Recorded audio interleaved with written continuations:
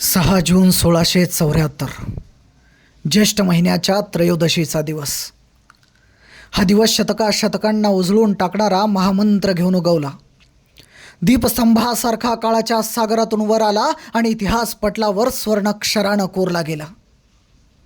शिवाजी महाराज या दिवशी छत्रपती झाले. इतिहास पुटपुटला. या जगी पृथ्वीवर म्लेंच पातशाह, एक मराठा पातशाह एवढा छत्रपती झाला, ही गोष्ट काही सामान्य झाली नाही. हजारो वर्षाच्या गुलामगिरीनंतर भारतानं पहिल्यांदाच स्वातंत्र्याच्या सूर्याचं दर्शन घेतलं होतं.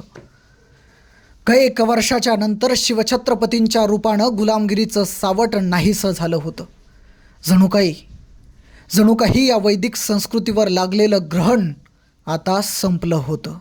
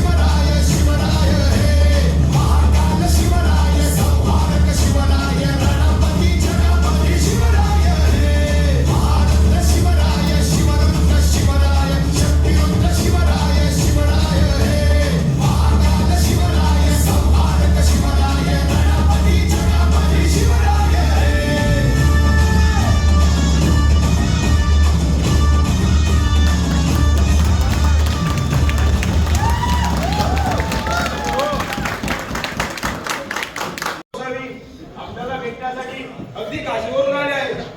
मग सत्रेवर बोलवा त्याला.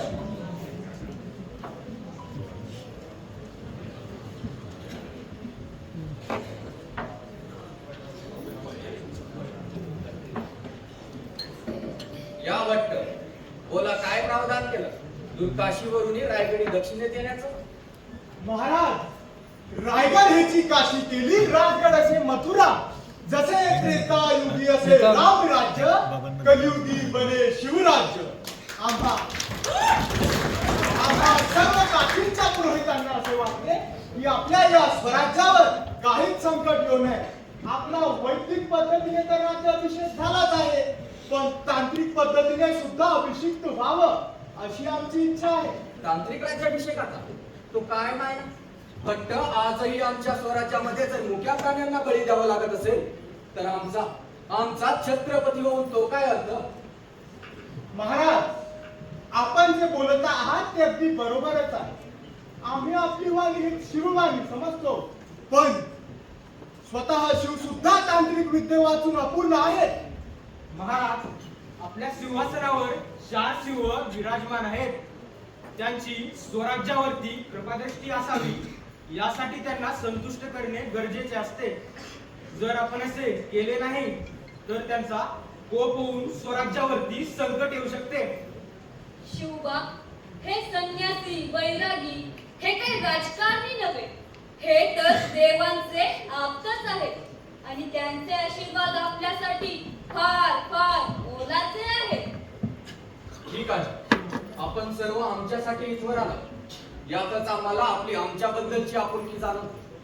आल्यासरशी 4 दिवस रायगडी आश्रय घ्यावा आणि आमचा पाहुणचार स्वीकारावा वाटतं. येतो आऊसाहेब.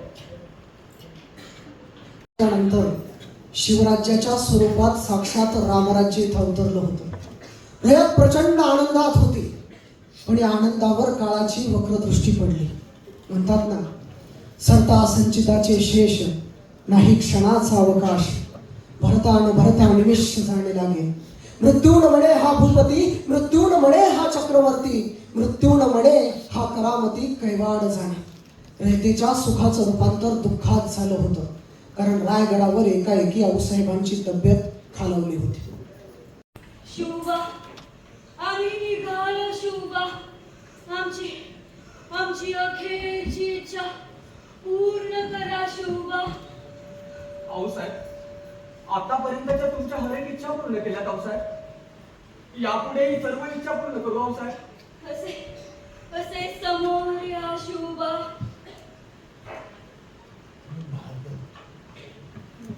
नाही आऊसाहेब, तुम्हाला मुजरा करता आला, खूप आनंद झाला. आऊसाहेब, छत्रपतींना मुजरा केला. आता तुम्ही आमचे मूल नाही, छत्रपती आहात. शिवबा, आऊसाहेब, या जगी छत्रपतींना मुजरा केला. शिवबा, धन्य झालो. शिवबा, आमच्या स्वामींनी सोबवली जबाबदारी तुम्ही पूर्ण केली. शिवबा, कष्टाचे सोने झाले. आऊसाहेब, आऊसाहेब, सारखा पुत्र निपजला. शिवबा, आमची खूप धन्य झाली. शिवबा, या स्वराज्याचं शिवबा रामराज्य करा. आता फक्त सुख आणि समाधान. छत्रपती शिवाजी महाराज की जय.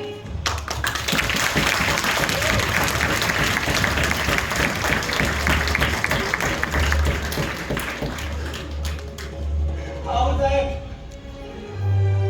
आम्हाला जीव बघा ना आऊसाहेब. आऊसाहेब, आम्ही तुमचे शुभ आहोत आऊसाहेब. आऊसाहेब, आऊसाहेब, आऊसाहेब. 17 जून 1674 साली या महाराष्ट्राला पोरकं करून निघून गेले. शिवाजी महाराजांच्या डोईवर राजछत्र आलं, पण मातृछत्र मात्र हरवलं. राज्याभिषेकानंतर असे अनेक अपशकुन घडू लागले. मासाहेबांचा मृत्यू झाला. गडावरील मानाचा हत्ती मरण पावला. प्रतापगडावर वीज कोसळून घोड्यांच्या पागांचे नुकसान झाले. मग शिवाजी महाराज विचार करू लागले, जे आपल्यासोबत घडतंय ते प्रजेसोबत घडू नये, म्हणून महाराजांनी दुसऱ्या राज्याभिषेकाचा विचार केला. दुसरा राज्याभिषेक करण्यामागे इतिहासात अजून एक कारण सांगितलं जातं. त्या काळात महाराष्ट्राच्या काही भागात विशेषतः कोकणामध्ये शाक्तपंथाचा प्रभाव होता. आपल्या वैदिक राज्याभिषेकामुळं शाक्तपंथ नाराज होऊ नये आणि आपल्या राज्यकारभारामध्ये सर्व समावेशकता यावी म्हणून शिवछत्रपतींनी तांत्रिक राज्याभिषेक करण्याचं ठरवलं. जी महाराज. आमच्या सवयीचे झालं ते प्रजेबरोबर होता कामा नये. आमच्या एका चुकीमुळे जर स्वराज्यावर दुष्काळ, रोगराई अशी नाना प्रकारची संकट आली तर ते आम्हाला कदापि सहन होणार नाही. आणि म्हणून आम्ही आमच्या मनावर दगड ठेवून तांत्रिक राज्याभिषेकासाठी तयार आहोत. परंतु महाराज, आपल्या वैदिक राज्याभिषेकाला साधारणतः 1,40,00,000 होऊन इतका खर्च झाला होता. आणि यानंतर आणखीन एक तसाच राज्याभिषेक करायचा म्हणजे अवघडच नाही. राज, या समस्येवरती माझ्याकडे एक उत्तम तोडगा आहे. आपल्या या स्वराज्याचं रामराज्य करायचं असेल तर म्या म्हणतो त्याच पद्धतीनं लक्ष्मी प्रसन्न करायला लागल. अहो पण ते कसं पाहिजे? अहो पंत, त्या औरंग्याचा दुधभाव नाही का तो? खान जहान बहादूर खान कोकलताज हैबतजान.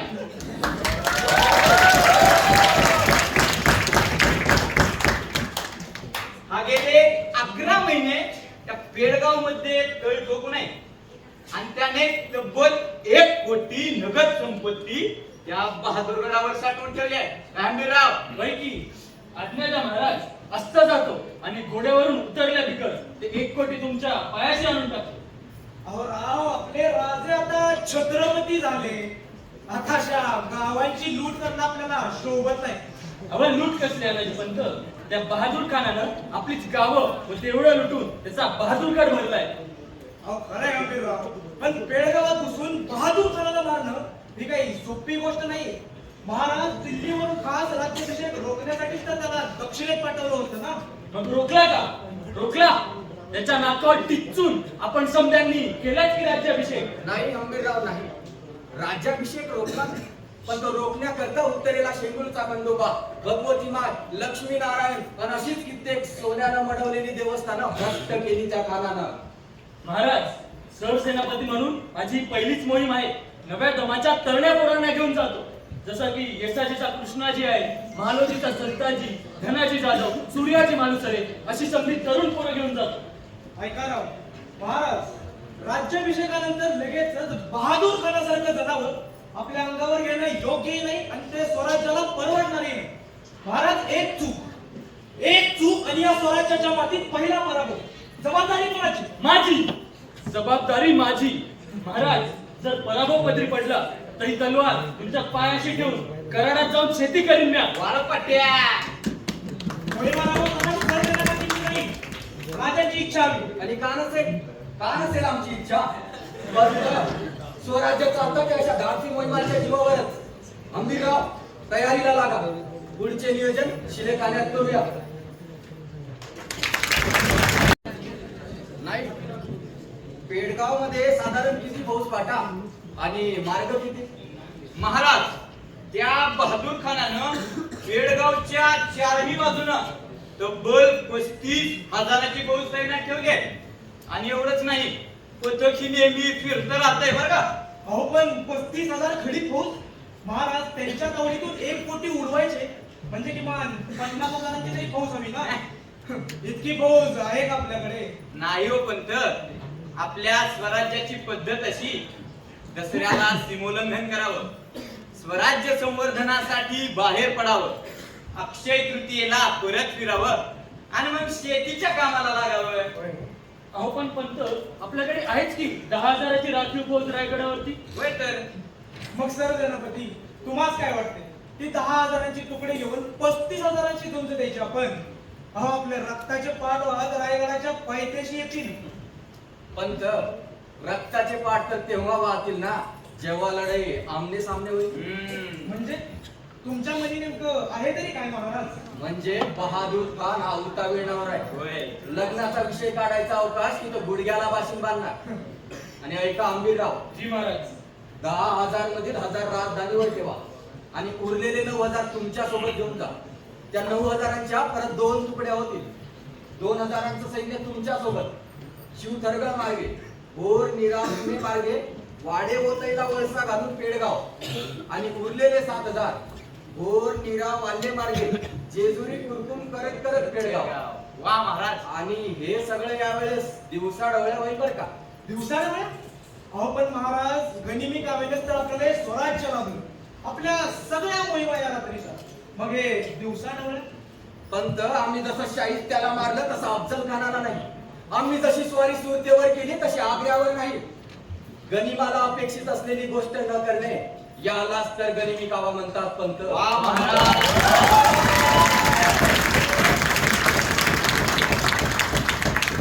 आणि म्हणून आपण यावेळेस दिवसा चाल करून जायचंय.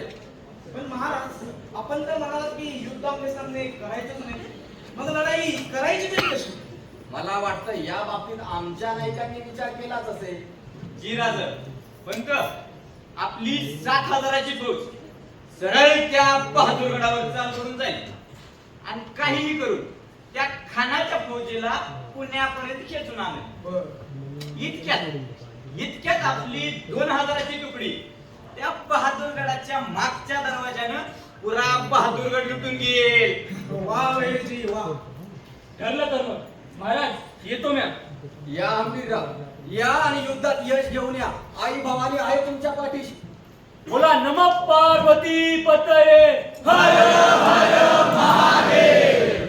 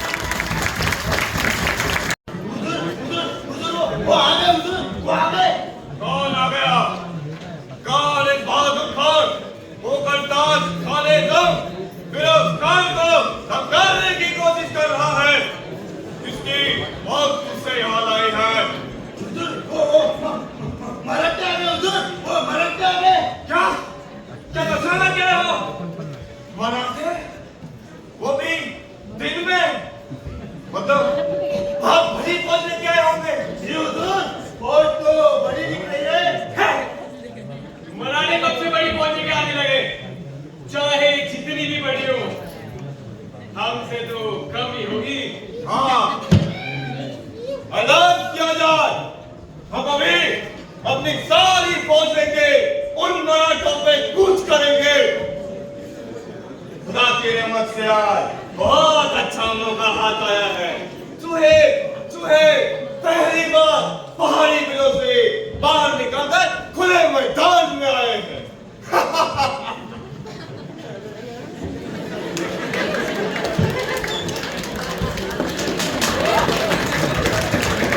त्याप्रमाणे 7,000ची फौज बहादूर गडाच्या खाली आली होती. बहादूर खानाच्या कानावर हर हर महादेवाची गर्जना पडत होती. बहादूर खानाला वाटलं ज्या अर्थी दिवसा आलेत त्या अर्थी प्रचंड आले असणार, म्हणून बहादूर खानानं आपली अख्खीच्या अख्खी 35,000ची फौज गडाच्या खाली उतरवली. फक्त वॉचमन गेटमन तेवढे गडावर ठेवले आणि तिकडून मराठे सुद्धा आवेशात आलेले होते. हर हर महादेव जय भवानी जय शिवाजीचा गजर करत येत होते. इकडून बहादूर खान सुद्धा तावत होता. आक्रमण ताक दिन यलगार करत पुढे जात होता.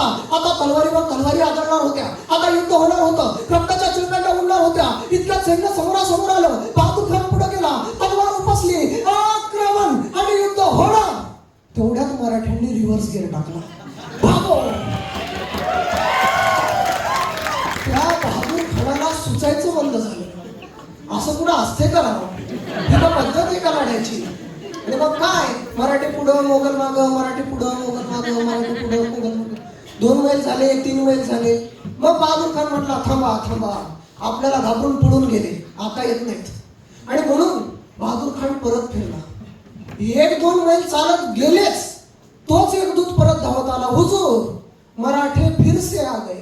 आता मात्र बहादूर खानाच्या तळपायाची आग मस्तकाला गेली होती. आता यांना सोडायचं नाही. आता जिथपर्यंत पळतील तिथपर्यंत ताणायचे.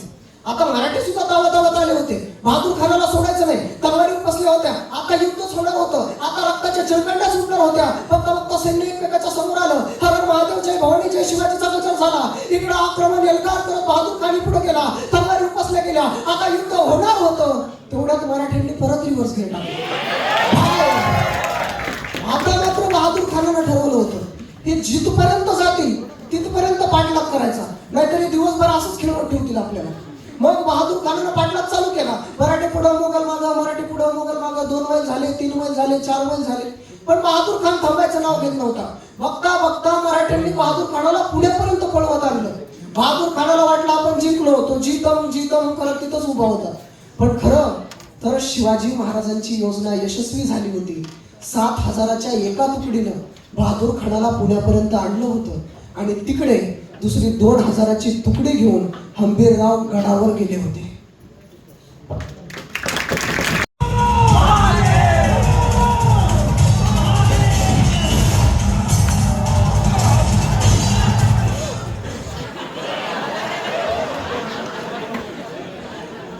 लहान मोठं बायका पोरं कोणी बी बघू नका. कापून काय की का चला.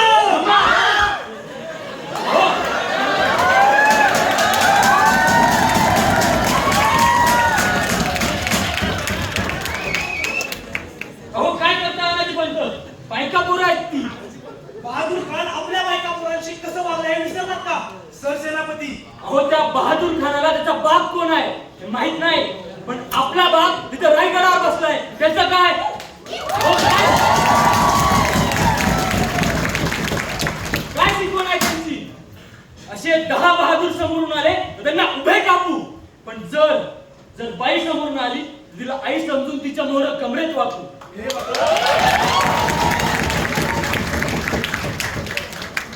हे बघा सरसेनापती. राव, जो बहादूर खान परत फिरण्याआधी समदे देव ताब्यात घेऊ. बरोबर धनाजी, वरल्या अंगाला अडगळीची जागा. संताजी, खाल्ल्या अंगाला घोड्याची पागा. तवर ही पेटलेली वट्टी मी जमतो. सूर्याजी चला. अनाजी पंत, तुम्ही तुकोजीला घेऊन आयना महाल गाठा. मोरेश्वर आहे तिकडं. गोवा मी भिकाजीला घेऊन हाती खाण्याची भाषण कापतो. छत्रपती शिवाजी महाराजांच्या माणसावर आम्ही आया बहिणींवर तलवार उगारणं आमचा जन्म नव्हे. जय भवानी, जय भवानी.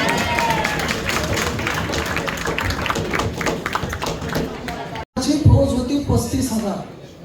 महाराजांचे मावळे होते 9,000. प्रत्यक्षात लढाई झाली नाही, अनेक मावळ्यांच्या तर तलवारी देखील मेळातून बाहेर निघाल्या नाहीत. आणि फायदा किती? 1 कोटी नगद. गणिमिकावा ज्याला म्हणतात ना, तो हाच.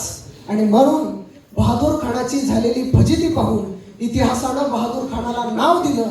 ते नाव होतं पेडगावचा शहाणा. या हंबीरराव या. जरा महाराज. पहिल्याच मोहिमेत विजय कलश चढवला. जी महाराज, स्वतःला खाने जंग फिरोज जंग समजणाऱ्या त्या कोकल तासाला मराठ्यांनी पळवून दमवला. वा हंबीरराव वा, भले शाबास. महाराज, आपल्या नायकांनी सांगितल्याप्रमाणे आपली एक तुकडी त्या बहादूर खानाला पुण्यापर्यंत घेऊन आली. आणि जसं पुण्यासरशी पोहोचला तसं काही मावळे सासवडच्या घाटात, काही कात्रजच्या घाटात, तर काही सिंहगडाच्या घाटात शिरली. आणि मग काय, मोगली सैन्य लागलं त्यांना शोधाया. पण महाराज, त्यासनी काय माहित, आपल्या सह्याद्रीची सैन फक्त तिघच करू शकतात. एक वाघ, दुसरा वारा आणि तिसरे मराठे.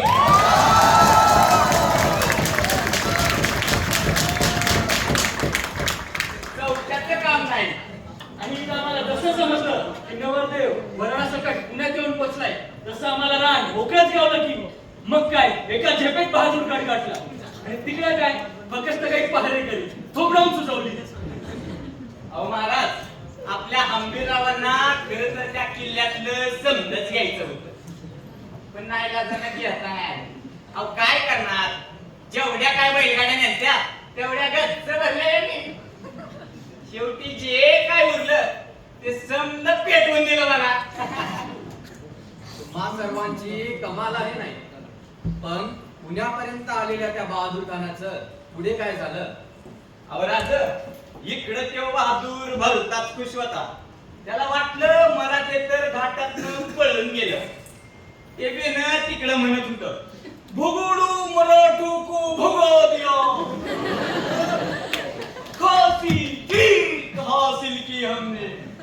पण जसं का तो बहादूर गडाकडे पोहोचायला लागला, त्याला नुसतं धुर्योच दिसायला लागला. अहो राज, हनुमंतरायानं जाळलेली लंका 3 दिवस जळत होती, पण आपल्या हंबीररावानं जाळलेला तो बहादूर गड आज 7 दिवस झालं तरी जळतोया.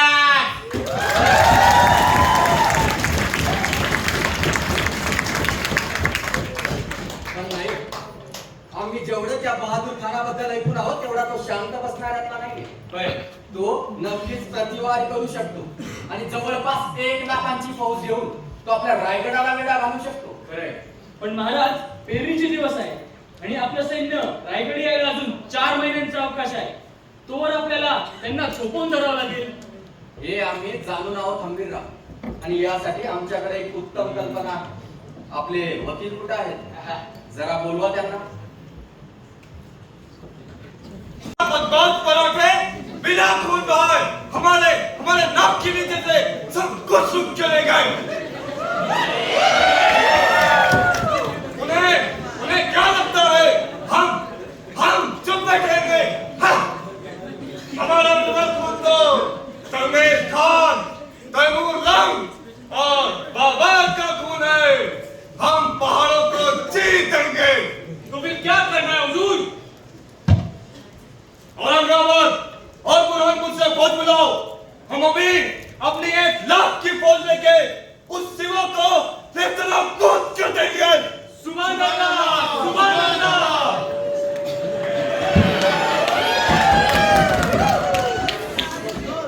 शिवाजीचा वकील रायगड जामो म्हणल्या. जा.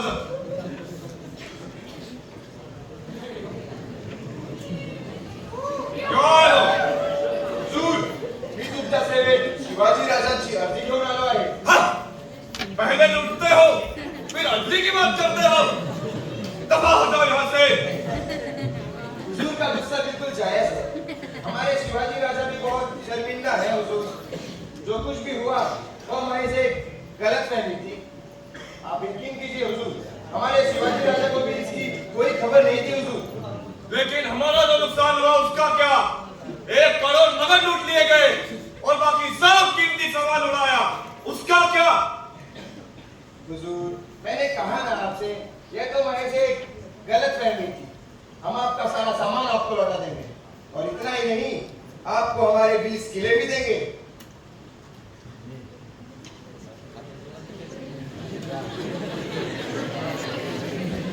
हुजूर, इतना ही नहीं, हमारे शंभू राजे भी मुगलों की मनसबदारी के लिए मान गए हैं। क्या सच में? जी हुजूर। लेकिन हम कैसे मान ले? आपके शिवाजी राजा का शाही फरमान कहाँ है? हुजूर, शाही फरमान भी बहुत ही जल्द बहादुरगढ़ की तरफ आ रहा है। बलबंत, हम तुम्हारा यकीन कैसे करें? हुजूर, अगर आपको अपनी मेरी बातों पर यकीन नहीं आ रहा तो मैं अपने धर्म की कसम खाता हूँ हुजूर। ठीक है, हम इस करार के लिए तैयार हैं। शिवाजी की अकल जल्द ही ठिकाने आ गई। हुजूर, अगर इस करारनामे पर आपके आलमगीर औरंगजेब का परवाना मिल जाता तो।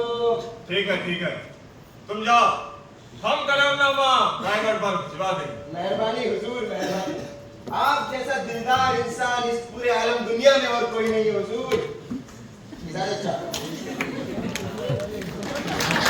रणनीती बघा, महाराजांनी स्वतःच्या सही शिक्क्याचे कागद वकिलापाशी दिले नाही, मात्र महाराजांच्या वकिलानं बहादूर खानाला औरंगजेबाच्या सही शिक्क्याचे कागद मागितले. आता बहादूर खानाचा दूत हा संदेश घेऊन आग्र्याला जाणार. त्याला जायला लागणार 2 महिने. तिथून औरंगजेबाच्या सही शिक्क्याचे कागद घेऊन तो परत बहादूरगडला येणार. त्याला यायला लागणार 2 महिने. एकूण झाले 4 महिने. आणि युद्ध किती वेळ थांबवायचं होतं? 4 महिने. महाराजांची योजना यशस्वी झाली होती आणि महाराजांनी जो वकील बहादूरगडला पाठवला तेव्हापासून मन प्रचलित झाली. वेळ घेऊन पेडगावला झाली. महाराज, त्या बहादूर खानाचा वकील आलाय आपल्याला भेटायला. असं म्हणता, मग बोलवा त्यांना.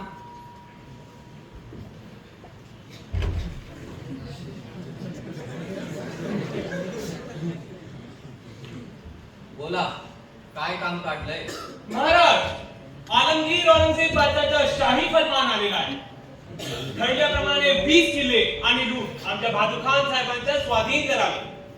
त्यांनी तुम्हाला माफ केलं आहे. संभाजीराजांना मुघलांची मनसबदारी ते स्वतःच्या हाताने देतील. काय काय ठरलं होतं आणि कधी ठरलं होतं? मला वाटतं तुमच्या बहादूर खानाचं डोकं फिरलंय. कसली मनसब आणि कसली लूट? ना आम्ही कधी त्या बहादूरगडाची लूट केली, ना तुमच्या औरंगजेबाकडे कसली मनसब मागितली. तरी असं खोटं नाटक बोलण्याची हिंमत तरी कशी होते तुमची? ऐसे ऐसे कैसे महाराज? आपके वकील आए थे बहादुरगढ़ पर. असं आमचे वकील आले होते. मग आमचा काहीतरी परवाना असेल ना, जरा दाखवता का? नहीं महाराज, आपके वकील ने कोई परवाना नहीं दिया, पर उन्होंने बकायदा अपने जमीरों की कसम भी खाई थी और कहा था रायगढ़ से, पर वो बहादुरगढ़ नहीं पहुंचा. खामोश. म्हणजे तुमच्याकडे कसलाच परवाना नाही आणि वरून आम्ही आमच्यावर असे खोटे नाटे आरोप सहन करून घेणार नाही. आम्ही आलेल्या दूतांना अटक करत नाही, ही आमची संस्कृती आहे. इथून बऱ्या बोलाना चालते वा.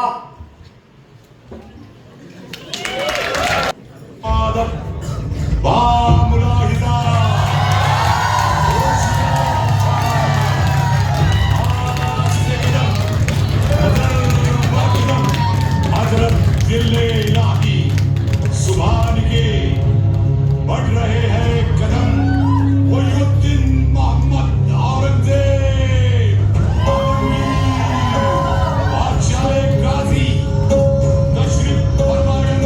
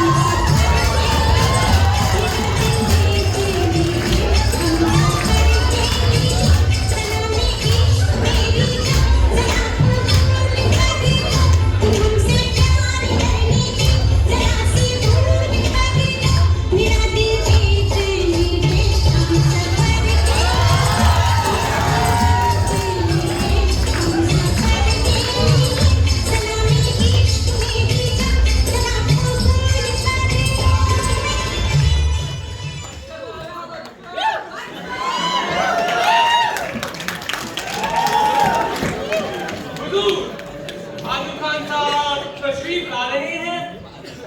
पेश किया जाए।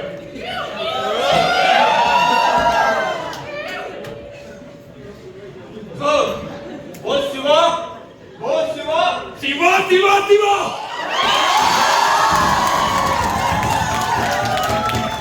नाम पे दम कर रखा उस शिवा ने। जी राम बना.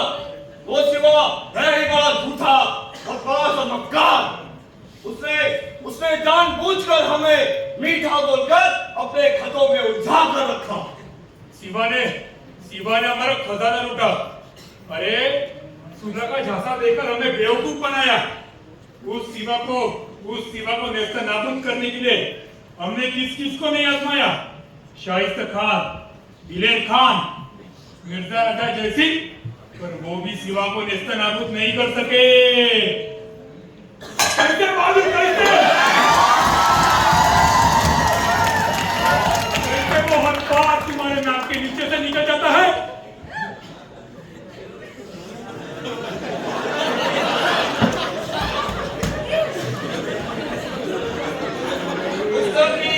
माफ जाओ बना. पर वो शिवा आगरा से आपके नाक के नीचे से भी भाग गया था. खामोश बहादुर खान, इस गुस्ताखी के बदले हम तुम्हें दिए गया खाने जंग का खिताब वापस लेते हैं और ये ऐलान करते हैं तुम्हें इसी वक्त अफगानिस्तान भेजा जाए।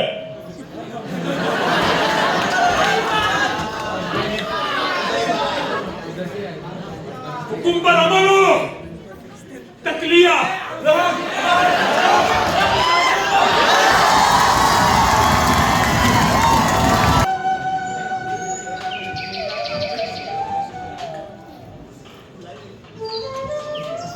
महाराज, एक महात्मा आपली भेट घेण्यासाठी आलेले आहेत.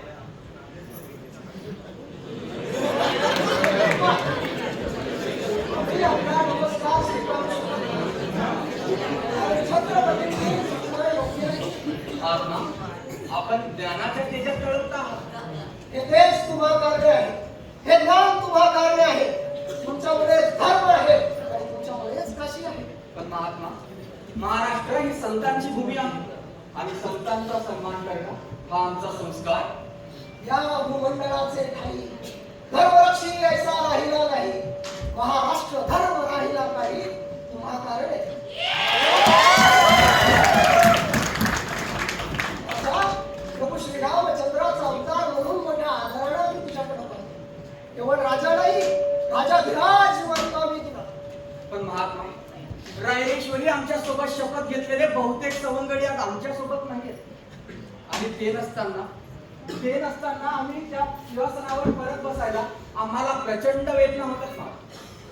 राजाने करावा राजधर्म, राजाने करावा राजधर्म, क्षत्रिय करावे क्षात्र कर्म, आणि मग देव मस्तकी धरावा, अवघा हलकल्लोळ करावा धर्म संस्थापनेसाठी. राजा तुला राजदंड घ्यावाच लागेल. महात्मा, आपल्या सर्वांची इच्छा हीच आई जगदंबेची इच्छा, हीच महाराष्ट्राची म्हणते. जगदंब जगदंब जगदंब. बोला नमः पार्वती पतये. हर मी शिवाजीराजे शहाजीराजे भोसले मा जगदंबेच्या कृपेने, आई भवानीच्या आशीर्वादाने, माता जिजाऊ, राजे शहाजी देव देश व धर्म रक्षणासाठी आपल्या प्राणांची आहुती देणाऱ्या समस्त मावळ्यांना स्मरून आज या पृथ्वीचा चक्रवर्ती सम्राट होत आहे. या पृथ्वीवर संचार करणाऱ्या सर्व अमंगळ नरपशूंचा नायनाट करण्यासाठी मी परमात्म्याशी वचनबद्ध होत आहे. ही रयत म्हणजे माझी लेकरे आणि म्हणून या रयतेचा मी पित्याच्या मायेने प्रतिपाळ करेन. मी मजवर सत्तेला आरूढ होऊ देणार नाही. किंबहुना आईच्या मायेने मातृमुखी सत्तेचा निर्वाह करेन. माझे शासन हे निपक्षपाती आणि विनयशील असेल. स्वर्गीचा आनंद पृथ्वीवर नांदावा म्हणून हे हिंदवी स्वराज्य व्हावे हीच तर श्रींची इच्छा.